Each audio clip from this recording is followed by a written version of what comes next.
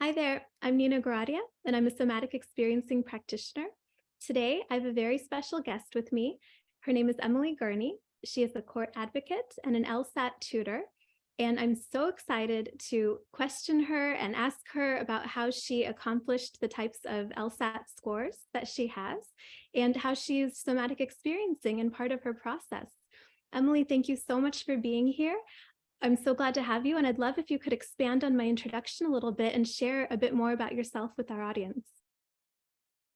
Thank you so much, Nina. I'm really excited to be here today. I'm really excited to just share with the audience about how meaningful somatic has been to me, how it's really helped me personally, how it's really helped me professionally.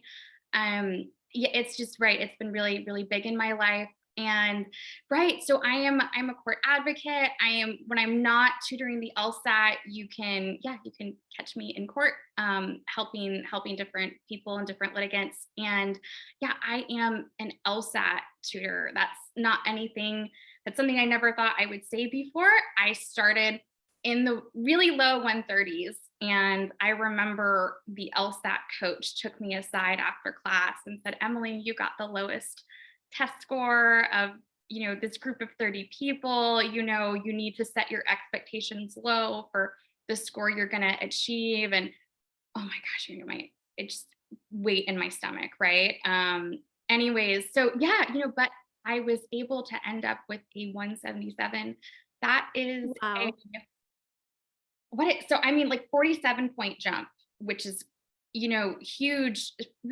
I know that this will, make sense for LSAT takers. Like the major companies tell you at most you can jump is 11 points. And so this jump that I made, it was a really big deal. And it had a lot to do with my relationship with myself. And that's where somatic really came in. Um, Amazing. Yeah, I would love to hear kind of what happened between that first test and then this last test. If you want to tell us about your journey. I know even after that first test, you had taken another one before this latest one as well, right? And different things happened along your journey. it was such a messy, but I think precious journey. I think I had a lot of embarrassment around it at first. I think I had a lot of shame around it. And now because Nina, I'm viewing it in a more pressure and a precious and tender manner. So, you know, after, I took that first course, it was my senior year of college. I really didn't pay very much attention to it. And also, I didn't want to follow instructions. I wanted to do it my way. I was a 3.9. I was a 3.9 student. I was a part of all these fellowships. I went to UT Austin, a school really hard for Texans to get into. So, I was really proud of myself and I had a pretty big ego. And I didn't want to learn this new way of thinking. I didn't want to learn this new way of relating with this material because I mean, hey, like look how far I'd gotten on my own, right? The second time around I started studying for it, I had some therapy, I'd had some emotional growth, and I'd had some other humbling experiences. So I got this great course. I got a great tutor who his name was Chipper. And I just feel like that describes his personality too. Yeah, just this really, really friendly guy. And I mean, my first conversation with him, I told him, I'm ready to learn. I'm ready to do it your way. And it was nuts. I jumped from the 130s to high 170s within about 4 or 5 months, which it was kind of unheard of. And, Chipper really encouraged me to become a tutor. I liked the material. I never thought that would happen. I liked these little logic puzzles. I liked these games. I felt like Sherlock Holmes, like it was exciting for me. And then, it's like, okay, great. Like I'm getting these fantastic, practice test scores. I'm scoring 178. I'm scoring a 180. I'm scoring 176. Great in the 99, way above the 99 percentile. And then test days come around and I am scoring low 170s, high 160s, which are fantastic scores. I just didn't feel like that reflected my hard work. I didn't feel like it reflected my actual knowledge. And Also I wanted to become a tutor. I wanted to have a great score to showcase to my students. Um, you, LSAT tutoring is now something I want to do for the rest of my life. Right. So, this higher score had lots of important meanings behind it. Anyways, so I contacted Nina after I'd been an LSAT tutor for a while. I scored, in the 170s enough where I could become a tutor, but still not reflective, not where I wanted it to be. And I contacted Nina maybe just, I think maybe 4 weeks Yeah, before. it's not been very long. It was not long. We might have had 4 or 5 sessions is what I'm thinking. Maybe 6. I mean, maybe like it was not long. Contact Nina before that. Okay. Yeah. Right. We had a crunch time to Right, your next test. Yeah. No, we did. We had a crunch time. I would not, and I found Nina kind of through this winding process where I knew that what I was doing wasn't working, that, this rigorous relationship I had with myself where, I'm not worthy unless I get a certain score. I can't accept myself. I can't love myself unless I get this score. Right. So you don't get that score. So, you take, 3 practice tests a week. You make sure that you study on your own for 20 hours, like just 20 hours a week, just very, very this like self-punishment method. It wasn't working. And it was like, I had to take a pause because my students were scoring above me in the 170s. Right. It's like, okay, so I can teach this, but I can't do it myself. Well, that doesn't make sense. And especially when I'd gotten really high scores on PTs, and it was like, okay, that's just too much of a discrepancy here. So really, I learned about somatic. I'd been doing a meditation course online. I'd been getting more into just embodiment and being within my body, not just intellectualizing my thoughts, but like, what does that physical sensation feel like?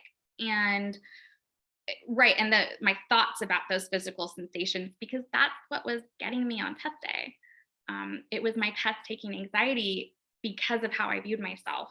And anyway, so I contacted Nina because I saw a few of her videos online that just really, really resonated me, especially the ones about shame and worthiness. I was like, that's me. And most everyone. And I think, especially these, type A high achievers, right? We put so much pressure on ourselves to be a certain way. And I mean, it's just like the whole world comes crumbling down when we don't live up to our own expectations, that are really unfair. It's just these expectations, we're kind of set up for failure. We set ourselves up for failure. But anyways, I contacted Nina and I just immediately connected with her. I resonated with her. I felt like she was already a friend, by watching her videos. There was just a lot of trust there. And after, at most 6 sessions, I took my LSAT again and I got a 99.9 percentile score, which was incredible. Way more than I was hoping for. I wanted bottom 99%, and I got in this huge top range. And I haven't learned anything new about the LSAT. I haven't learned new logic tricks. I haven't learned new logical information that I applied test day. It was all physical and emotional for me. Yeah. So that's Amazing. Yeah. So it sounds like it was like questioning the beliefs, feeling through the emotions, understanding what was your true identity versus this identity of the perfectionist overachiever, or who always, had to get a certain success level in order to be loved, self-loved, right? It was all that. And it was definitely identifying what were those beliefs and learning how to not intellectualize them and find that physical sensation in my body and learn how to have compassion towards it. I think that that's something that's hard for people who are type A, because we're like, no, we just need to fast forward. I shouldn't be feeling this way because if it's not getting me the results I want, then it's bad, right? Yeah. We're so results oriented, and really just totally flip-flopping in my entire view of myself, how I related to my body, how I related to my feelings, and not fighting them. That was so big for me, just learning how to not fight a physical sensation and not fight not fight a belief, right? Just Yes. let it be. Yeah. Yeah, and then to see it for what it is, to see that it's not true, to disprove it in different ways. And yeah, I love that your score was higher with the relationship of self-love than it was with the, I need to perform. It just makes me so happy that, we think that we have to compromise ourselves in order to succeed in the world, and we don't. That's the greatest thing, that when we're really in alignment with ourselves, we can actually, perform at a higher level. There's less anxiety taking up bandwidth. There's just so much more stillness and calmness of the mind where we can focus easier. I'm so happy to hear this. It was so no, it really was incredible. I think that lots of students can relate to you're taking this test timed, right? No matter what test, right? Timing is stressful, especially a test like the LSAT. And you read that question and you did not retain any of that information. You have to reread it 8 times, right? Your heart rate is elevated. It's just not sinking in, right? You have this pit in your stomach. And it was nuts how it was so against what I'd been taught, right? It wasn't this self-punishment and hard work, dedication that got me there. I didn't take a single practice test before this test. Um, I barely studied. I ate a lot of greens and had a lot of like fatty acids. I had a lot of Ezekiel bread. I watched funny shows and I went to bed early. That's what I did. And I truthfully, what really did it for me was just the thought that Emily at the low 170s is just as good as Yes. Emily at the high 170s. And all of a sudden, I could read the words in front of me. All of a sudden, I could go for it. I could go for it because I wasn't focusing on the sensation. Instead, I was focusing on the material in front of me. Or, well, I mean, you're focusing on the sensation, but you're not fighting it.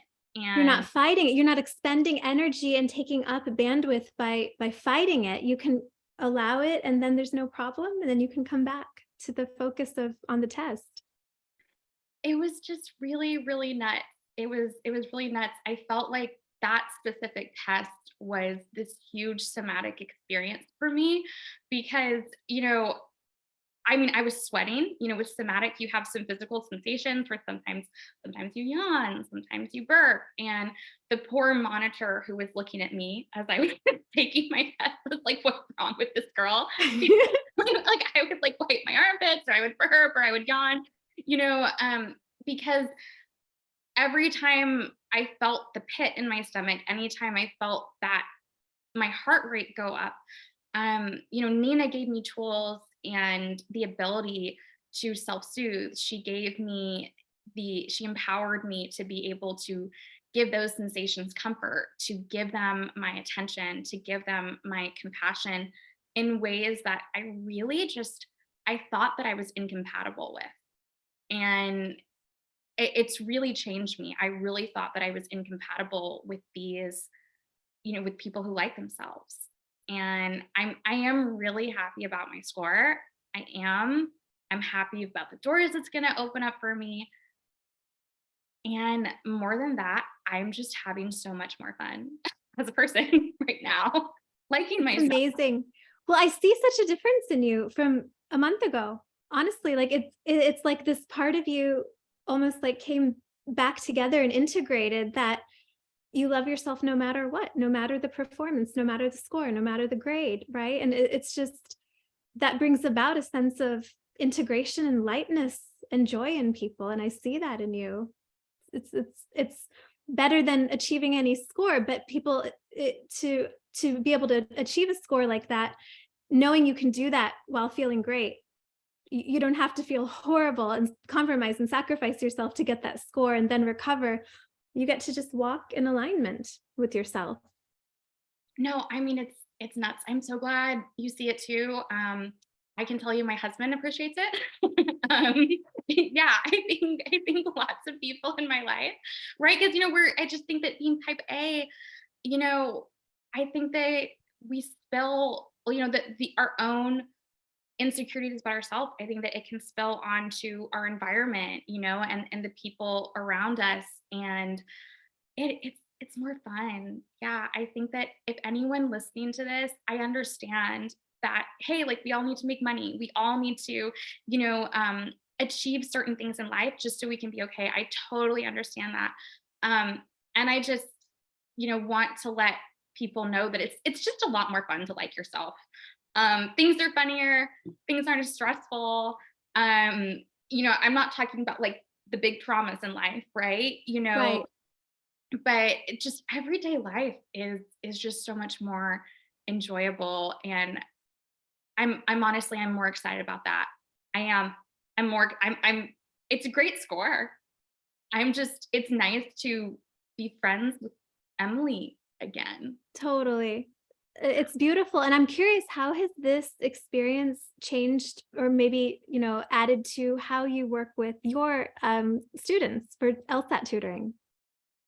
Well, I mean, I because I'm kind of in the social work world, I've always really tried to approach this test from a holistic standpoint, where I'm very quick to tell my students, this test is pretty classist. There are lots of people who don't have access to tutoring. There are lots of people who don't have access to the right materials that can teach them how to speak logic, right? So I've always tried to approach it from a holistic manner, telling students like, hey, like, we need to emotionally safety plan, because this test, it just requires failure. It requires lots of stumbling. It requires lots of falling down, and that's okay, right? Um, what's great about this is that I feel like I'm not just blindly recommending students to therapists that I don't know, to a type of therapy that I'm not familiar with. And I think sometimes with talk therapy, you go so far back that maybe we don't have time to focus on the test, right? And the physical anxiety around test taking, or the physical sensations that happen in your body when you read a question, and you are, all of a sudden you have a million thoughts about, like, why don't I get this, right? And wow, my heart's beating so fast I can't even breathe. I think that what's really changed my approach is, now I have, I'm recommending students to Nina, like, I can just directly recommend, Somatic Experiencing, which I think is, I it fast tracks things. It does. I think it really fast tracks things. But another thing is that I thought I already had compassion. I thought I already had a lot of empathy for my students, but it's just, I feel like it's quadrupled. I just feel like my compassion, my empathy for my students has really quadrupled, because I mean, to work so hard your whole life, to try so hard to get certain grades, to achieve certain things, and really feel like you have to punish yourself to be worthy. And then, you've gotten so far, like that way, like that self-defense mechanism, has gotten you so far. And then for it to, stop right before the finish line with something like the LSAT, right? You're so close. But this is just a hurdle that I don't think that this self-defense mechanism is conducive with. I think that it's just, the LSAT is so tough. I think that this is just a fantastic catalyst to help people actually be gentler with themselves. Because I mean, I just know for me, I had to like, what is the quote? If you keep doing the same thing over and over again, expecting, the The same definition of result. insanity. Yeah. But yeah, right. It's that definition of insanity. And, um, I hope that that's just something I'm able to encourage my students with, to, just create more room for learning. There's not a lot of room for learning if the majority of our brain is just yelling at us, right? And and they can't even, you might not be able to even hear me, you can just, yeah. Yeah, noticing that self-talk. And I think that it's just so relatable, your story, I'm sure, to so many people that, in a couple different ways that I can think of. Like, one, like doing so well in school, but doing it in this way that, as you said, almost like a self-punishment. A lot of type A people are running from shame, and they're doing that by scoring really well, and it kind of covers shame temporarily until we don't score well. And then we can get so far with our coping tools that we were using until we hit the ceiling with something so difficult, like, or seemingly difficult, like the LSAT. And it can be the thing that breaks our coping mechanism, possibly. It's like, oh, I can't continue this way. I need to come in an integrated way. These are just my takeaways, not what you're saying, but I'm kind of thinking that that could be relatable to people. But then also I scored a low score. Does that mean I have any hope? Does that mean that I can, get to where Emily got with just studying the actual material? That's what you did. And then the final piece was just getting the score that you would get without the stress of the test anxiety with the SE. So that's just kind of what I'm taking away. How does that sound to you? No, I mean, absolutely, like all of that. Yeah, absolutely. And, just on top of that, it's so odd. I never thought I would say this. I am so glad I did not achieve, a 177 before. I am so glad that I did not end up going to law school before. I got accepted into lots of law schools before this, and I I waited, and I'm so glad I did, because how awful going into law school where my worth is, just directly attached to my grades. How awful going into such, it's a stressful environment. The first year, you have about 60 hours of homework a week, crazy expectations. Everyone around you is type A. Your professors are type A. We all think we're better than the person next to us, right? Just ridiculous. I mean, like, why we think this is a good idea, I don't know. Right, just absolutely ridiculous. But just how awful to put, you know, put myself in that situation where I'm only making it harder on myself.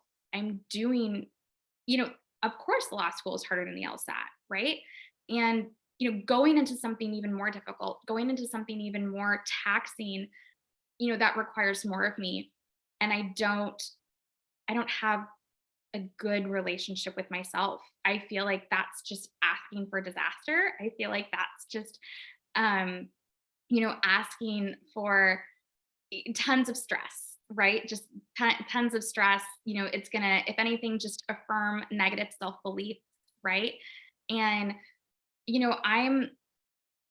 I'm not starting law school super late. I'll be 28 when I start it. Lots of people go at 22, lots of people go in their 30s, 40s, right? It doesn't matter, but my family is important to me, making sure that the people in my life know that I love them, making sure that I'm not taking stress out on the people that I love.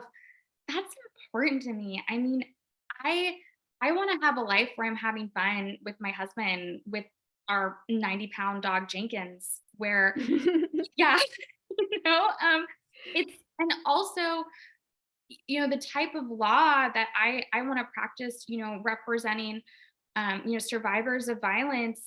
You know, how awful if they come to me and they tell me their story, and I respond in ways that just make them feel threatened. Um, you know, I think a lot of people want to go into law because they do want to help people. I think that there are really beautiful intentions there.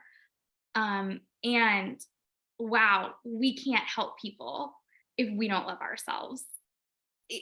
I hate how complicated it is. Trust me, I get it. Like it's a tough process. I would love to just be able to fast forward sometimes, you know, but if that's the ultimate goal is helping people, we have to be able to love ourselves, to sit with ourselves. Like I had to be able to learn how to sit in shame. Um, Yes, and then have compassion on myself, right? I think that people know how to sit in shame and then beat themselves up. right. We're great at that. We don't need any help there. Yeah, Yeah. Yeah. Just changing that orientation, like noticing my behavior when that comes up. What are my default reactions, my reflexive responses? And then giving some space, changing my orientation, showing up differently with the feeling, and getting a different result. And it doesn't take that long necessarily. It's just about becoming conscious of the pattern that's been just kind of repeating on autopilot. So I love that. And then what you said about just being able to handle the stress of law school and being able to show love to your family. And so how we treat others is based on how we treat ourselves. And also the emotional regulation piece, that's the number one indicator of happiness and success, both actually in people's lives, is the ability to regulate their emotions. So you can apply this to any aspect of your life, not just test taking. absolutely. And I I think that it's just so easy as a type A person to go into our cave and we're not going to come out until we've achieved our goal. We're not going to go on that date until we've done X amount of hours of homework. We're not going to, plan a girls' trip until we've done X, Y, or Z. Or, it could be applied to anything, I think even just like taking the time to cook yourself a meal that is going to be good for your body instead of, fast food, right? Like it's just we take so many shortcuts that can really hurt ourselves in order to get a certain place. And it's just it was really nuts for me. It was really, really humbling, to I had to learn how to relax. But not that annoying, like, hey, just take a chill pill, just relax, but just truly almost get cozy with myself, get comfortable with myself, get sweet and tender towards, that attitude towards myself. Yeah, I had to learn how to have this tenderness towards how I viewed myself. And that is really, really what changed it. And now I'm in that stage where I'm writing personal statements for law schools, and you have to be kind of braggadocious. And I'm having a hard time, because Interesting. I just like anyone, I think, who's, I don't know if I can talk about everyone in general, right? But I know for me, I wouldn't be where I am without a really patient partner. I wouldn't be where I am without, the help of Nina, without the help of, so many other kind and gracious people in my life. So I feel like, if I'm honest, this LSAT score, it was a group effort. Um, you know, it was a group project. It's like, how can I go out and give this score, to everyone who helped me, to my husband who made sure that I had my green juice in the morning, to my friends who sent me silly memes and dog videos the day of, just things like that. It's like how you the more you like yourself, I feel like it's not that your opinion of yourself goes down, but just the more gratitude you have for the people who do help you. I don't know if that makes sense, but Oh, it makes sense to me because it's kind of like you're not thinking of yourself just as I'm a successful person. It's like I'm a whole person who I am. Like I can like myself no matter my level of success. And so it is humbling and it's more connected, but it's also like I don't have to brag because I feel unconditionally loved by myself. I don't have to compensate for something that maybe I wasn't giving myself. I don't know if that resonates for you. That's just kind of what I'm taking away from what you're saying. No, absolutely. I'm so glad you put it into words. Nina's really great at that, guys. It's giving her a situation and she could just verbalize it perfectly. It's really helpful. I've been there. Yeah, and I think for me, yeah, it's right. Like I don't feel this need, and I just truthfully feel like it doesn't matter. I'm just, I don't know. I'm kind of just like 177, big whoop. What matters? I don't know. It's like just because you have a great high score, like you could go on to become this attorney who's terrible to their colleagues, who, is True. cruel to their clients, who, you could get this 177 and absolutely burn out your first semester of law school. I mean, so many things can always go wrong. We can't make these assumptions that just because someone has a high score that they're smarter or more capable or more equipped.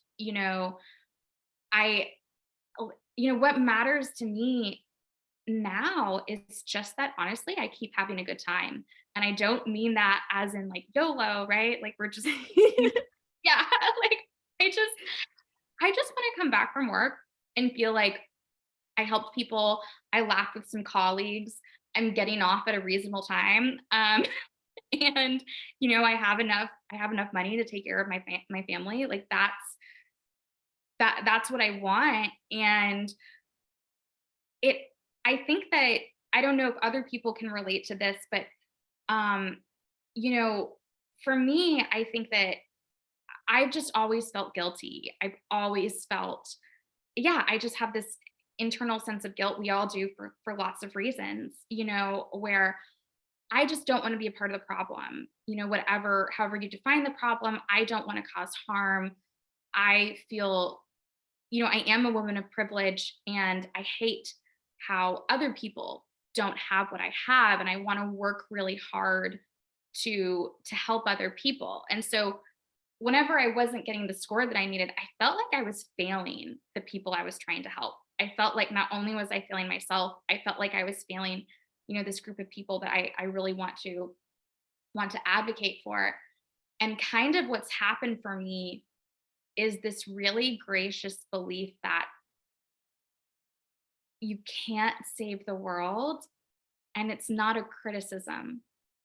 It's actually this invitation to help where you can and enjoy helping where you can, and falling in love with helping. Like there's this one quote I love by Howard Thurman, and I've been really into him lately. He was the first pastor. He was the first Black pastor of a biracial church in San Francisco. And, this was during really, really painful civil rights movement. And he said, don't ask what the world needs, find what gives you joy. Because, the world needs people who have joy and who are alive. And I knew I loved the law. I knew I wanted to go to law school. I knew I wanted to, be in the courtroom, but I'm like, oh my gosh, I don't have that joy. I'm getting that joy now. I'm getting that joy now. And it makes me emotional. I'm trying not to cry about it. And it's just been such a blessing to have the tools that Nina has given me to learn how to love myself, to learn how to self-soothe, to learn how to move through those, negative self-beliefs and those physical sensations, have a better relationship with myself. It's just been really, really powerful and comforting. Yeah. And your tears are always welcome. I'm so grateful to have met you and gotten to work with you. And, these tools and somatic experiencing, I'm so grateful that you're here with me, that we can share this with other people, how it works for test anxiety, because it works for all sorts of kinds of tests. It works for all ages. I got to apply these techniques in the Indianapolis public school system here. So children in elementary school, middle school, high school, and colleges that I've spoken at. And it's, we all can benefit from self-soothing, We don't have to put all this pressure on ourselves. It's so sad, some of the stories that we hear about the amount of pressure that some kids are under. And in college, there are many, in these Ivy League schools that feel so much pressure that some of them have killed themselves. And it just breaks my heart, because I'm wondering if they were thinking that their worth or their future, their identity, all of it is contingent on these scores. And that's why I'm just really happy to get the message out that there's a way to do this in harmony with oneself, in a way that you can love yourself, in a way that's sustainable, in a way that you don't have to go through that level of self-punishment, and in a way that you realize your identity has nothing to do with it. So even if you do fail in something, you can just pick up and try a different path, try again at the same path. You've got lots of opportunities available to you. There are ways that we can start thinking of ourselves that are more freeing than I am a smart person or I am a successful person. Because if I think I'm successful and this is my self-image that I've built up to here, the moment I make a mistake, and I will, because I'm human, this self-image will come crashing down, and I have to feel the pain of that emotion.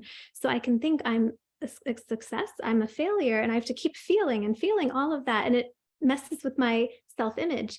But if I can just live on the ground of existence and just think, I'm just here.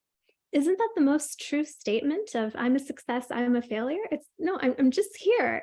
And then suddenly, even in my own head, when no one's looking, I think of myself also as I'm just here. I really internalize this self-image. Then I don't have to ride the waves of this crashing. I can just live here. And then I have the freedom to still have success. I have the freedom to fail. And the whole time, it's not crippling me. I can have that freedom. And that's what I want to be able to offer people, like a way to do that and still go after what they desire. So thank you, Emily, for helping me share this with everyone and sharing your experience. I'm really grateful. So you're tutoring right now, right? How can people reach you if they want to? Maybe do you work remotely with people like how I do? Exactly. Yeah. Okay. Exactly. Yeah. We work remotely. It works super well. I know lots of students like to meet in person. It's actually easier to meet online. We just share screens, and then Yeah. I have a whiteboard. I can highlight the questions really well. Yeah. So I work remotely. I take all students who just want to improve at the LSAT, and at any stage, at any stage. I don't even ask you guys to take a practice test to see what score you're currently at.